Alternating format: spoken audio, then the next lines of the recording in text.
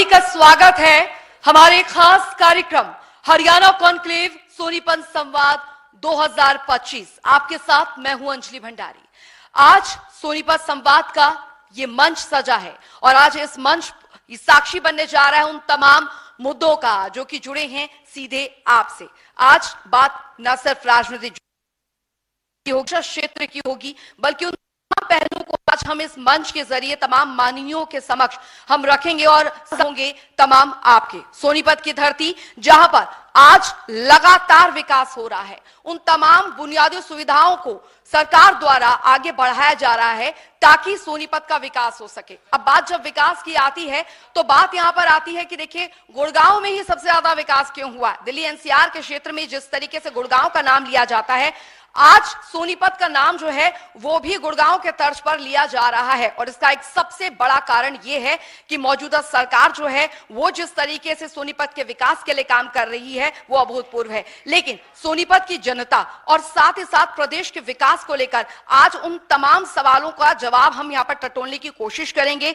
तो आज इस कार्यक्रम और इस मंच के जरिए यानी सोनीपत संवाद 2025 के जरिए जनता टीवी ये मंच लेकर आया है आपके समक्ष ताकि उन तमाम सवालों का जो जवाब है वो हम ले सके। और इस मंच के जरिए आज वो तमाम इससे जुड़े वो बड़े चेहरे जो कि राजनीतिक जगत कहें या एजुकेशन सेक्टर कहें या हेल्थ सेक्टर कहें या फिर बात सोनीपत में होने वाले विकास की हो, उन तमाम पहलुओं को छूने की कोशिश आज हम करेंगे। तो चलिए अपने कार्यक्रम की हम शुरुआत यहां पर करते हैं और बात यहां पर करेंगे सबसे पहले हम कि किस तरीके से सोनीपत के विकास को लेकर एक एमर्जिंग सोनीपत को लेकर यहां पर जो सोच है वो यहां पर काम उस पर किया जा रहा है। तो चलिए कार्यक्रम की हम यहां पर शुरुआत करते हैं। जोरदार तालियां एक बार फिर आप सभी का मैं स्वागत करती हूं। और सबसे महत्वपूर्ण यहां पर मैं आपको ये बताना चाहूंगी आज के हमारे जो स्पॉन्सर्स हैं, Kronos Infratech and consultants, ICS coaching centre, Dewan charitable trust,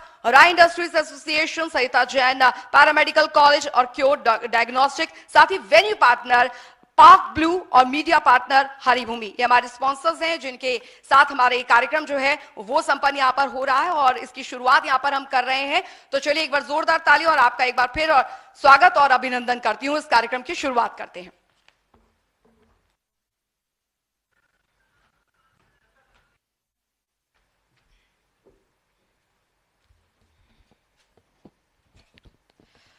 तो आप सभी को बहुत बहुत नमस्कार, प्रणाम और आपके साथ मैं हूं खुशबू पांडे। आज सोनीपत संवाद में हम बात करेंगे कि सोनीपत में शिक्षा व्यवस्था किस तरह की है, शिक्षा की गुणवत्ता के क्या कुछ आजकल मायने हैं, क्योंकि जो शिक्षा है वो धरातल पर किस तरह से उतारा जा रहा है, किस तरह से कागजों में है और किस तरह से उसका एक बौद्धिक परिणाम भी है, वो आज जानने समझने की कोशिश करेंगे। सोनीपत के ऐतिहासिक और गौरवशाली इस धरा पर मौजूद है सोनीपत कॉन्क्लेव 2025 संवाद का आज आयोजन हो रहा है और इस मंच पर आज बड़े बड़े दिग्गज आएंगे और उनसे जानने समझने की कोशिश करेंगे। और इसके साथ साथ जब हम बात युवाओं की करते हैं, अगर बात हम सपनों को लेकर करते हैं, तो जाहिर तौर पर जो युवा है वो समझते हैं कि अपनी मेहनत के बलबूते किस तरह से अपने मुकाम को पाना है और किस तरह से इतिहास को रचना है।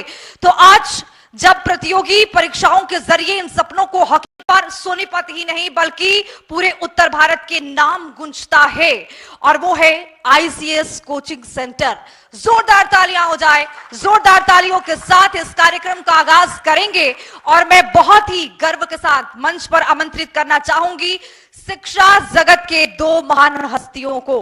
अब आप समझ गए होंगे कि मैं किसकी बात कर रही हूं, तो जाहिर तौर पर मैं मंच पर आमंत्रित करना चाहूंगी शिक्षा जगत की उन महान दो हस्तियों को जिन्होंने हजारों घरों में उन्होंने दिए जलाए हैं कामयाबी के। और आप जोरदार तालियों के साथ स्वागत कीजिए श्री परिमल जी और बबीता जी का। जोरदार तालियां मैम और सर मंच पर आइए। और आज शिक्षा की उस गुणवत्ता की बारे में बात करेंगे जो ना सिर्फ कागजों में रहकर बल्कि एक बौद्धिक ज्ञान की ओर विस्तार करता है। और आज इस सत्र का संचालन करेंगी हमारी वरिष्ठ सहयोगी Anjali Bhandari. Over to you. Hello hello hello.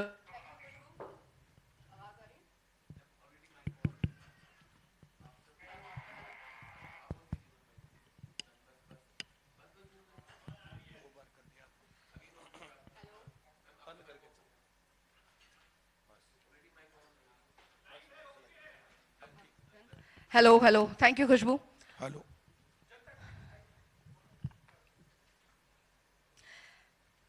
Haryana conclave Sonipat Samvad 2025 के इस मंच पर आज हम मौजूद हैं और हमारे साथ खास मेहमान परिमल जी और बबीता जी मौजूद हैं, डायरेक्टर आईसीएस कोचिंग सेंटर। बेहद महत्वपूर्ण बात यहां पर है कि शिक्षा एक ऐसा क्षेत्र है जिसके वजह से ही आज हम हैं।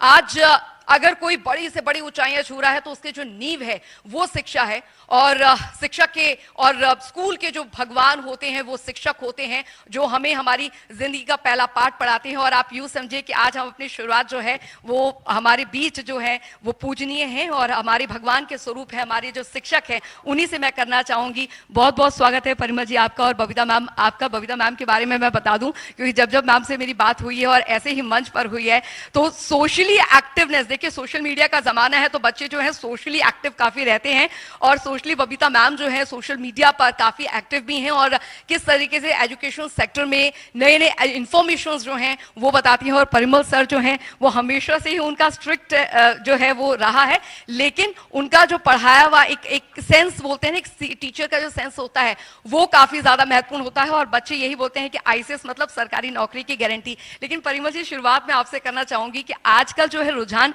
सरकारी नौकरी के साथ साथ एजुकेशन सेक्टर में जो बिजनेस सेक्टर है वो काफी ज्यादा हो रहा है। तो आपको लगता है कि आज जब बच्चे आते हैं तो वो ये सिर्फ यही कहते हैं कि नहीं हमें सरकारी नौकरी चाहिए, या ये कहा जाता है कि नहीं हमें जो बिजनेस है वो यहां पर करना है, ये बदल के साथ साथ ऐसा होता है सर? जी मैम, जैसे हमारे पास तो बच्चे आकर के सरकारी नौकरी की ही कहते हैं, बिजनेस वाले बच्चे हमारे पास नहीं आते। अवेयरनेस है, जैसे हम साल पहले शुरू किया था, आप लोगों का योगदान भी उसके अंदर बहुत है। जनता टीवी का योगदान में जो है शुक्रगुजार हूँ, जनता टीवी का बहुत बार हमें मौका दिया, मंच दिया, और हम अपनी बात को बच्चों तक, समाज तक, सोसाइटी तक, पेरेंट्स तक ले जा पाए, और जो करियर ऑप्शंस है बच्चों को वो हम सारी बातें बता पाए।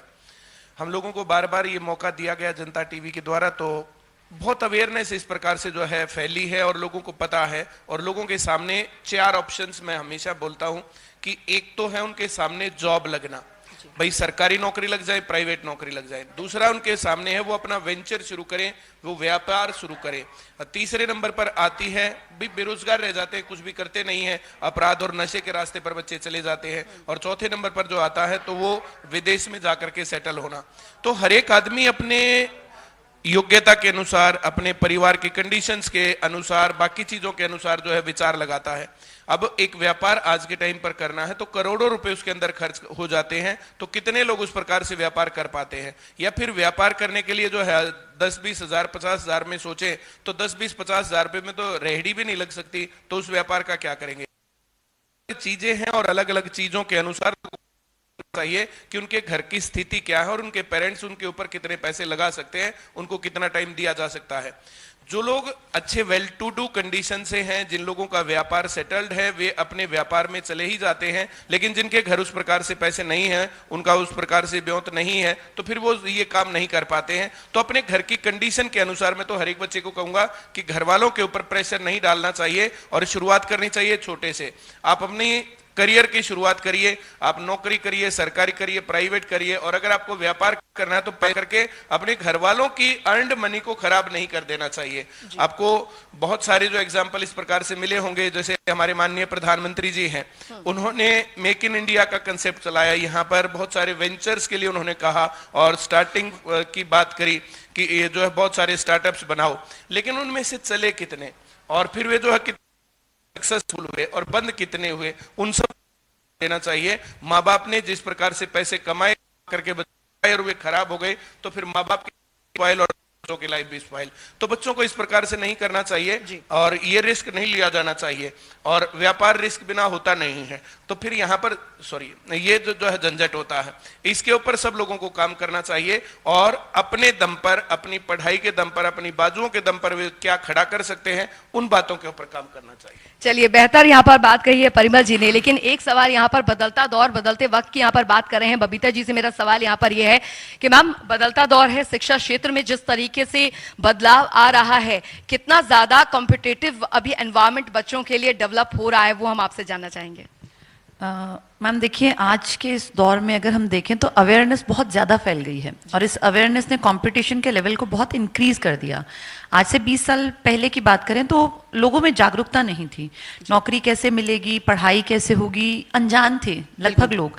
बहुत थोड़ा प्रतिशत था जिनके पेरेंट्स पढ़े लिखे थे जो आगे बढ़ पाते थे, मौके मिलते थे। जी।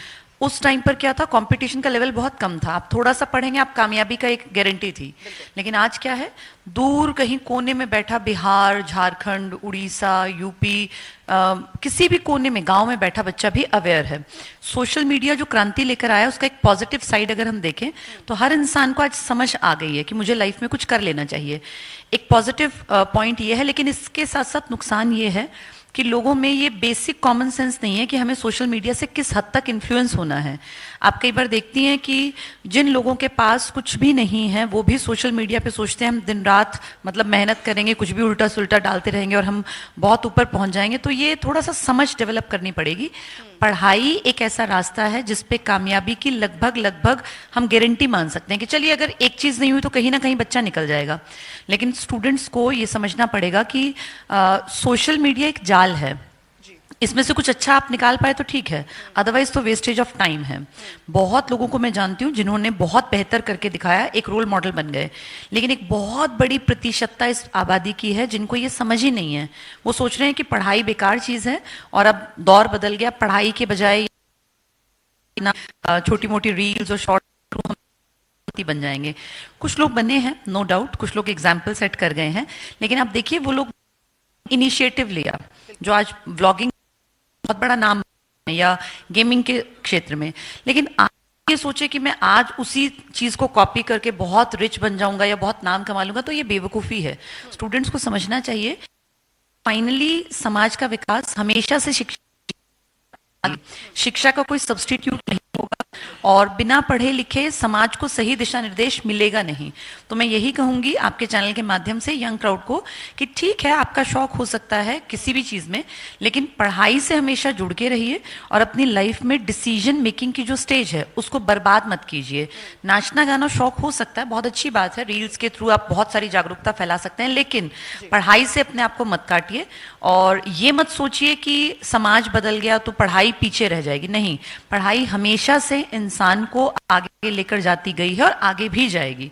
हम तो हमेशा से इस बात के फेवर में रहे हैं कि दुनिया समाज कितना ही वापस लौटेगा पढ़ाई की तरफ, किताबों की तरफ। ठीक है ऑनलाइन बहुत सारी चीजें हैं आपको बहुत आगे बढ़ा रही हैं, लेकिन किताबों का, टीचर्स का, माँ बाप का सब्स्टिट्यूट कभी नहीं आएगा। दुनिया कितनी ही एडवांस हो जाए, गुरुओं का और किताबों का जो रोल है और माँ बाप का वो उसकी जगह कभी कोई ले ही नहीं पाएगा। अच्छा, एक चीज बहुत अच्छी हुई है यहाँ पर कि सोशल मीडिया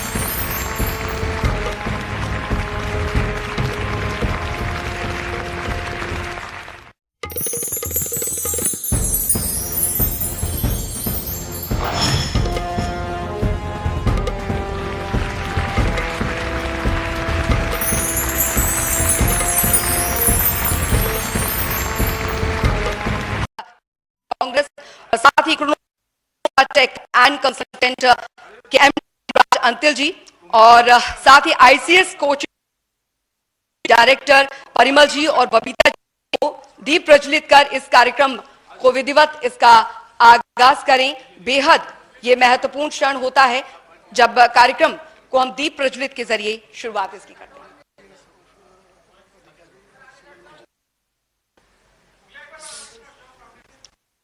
पूर्व आईपीएस अधिकारी सुमन मंजरी जी भी हमारे बीच मौजूद हैं। दीप प्रज्वलित के साथ इस कार्यक्रम का आगाज बेहद शुभ हो।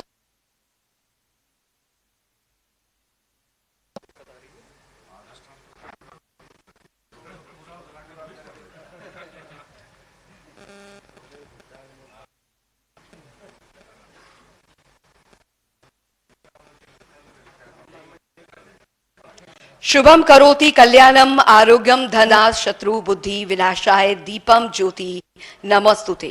तो जुलन के साथ इस कार्यक्रम की विधिवत शुरुआत कॉन्क्लेव सोनीपत संवाद 2025 का ये मंच आज आपके बीच हमारे तमाम माननीय हमारे साथ मौजूद हैं और इस कार्यक्रम की शुरुआत यहाँ पर हो चुकी है विधिवत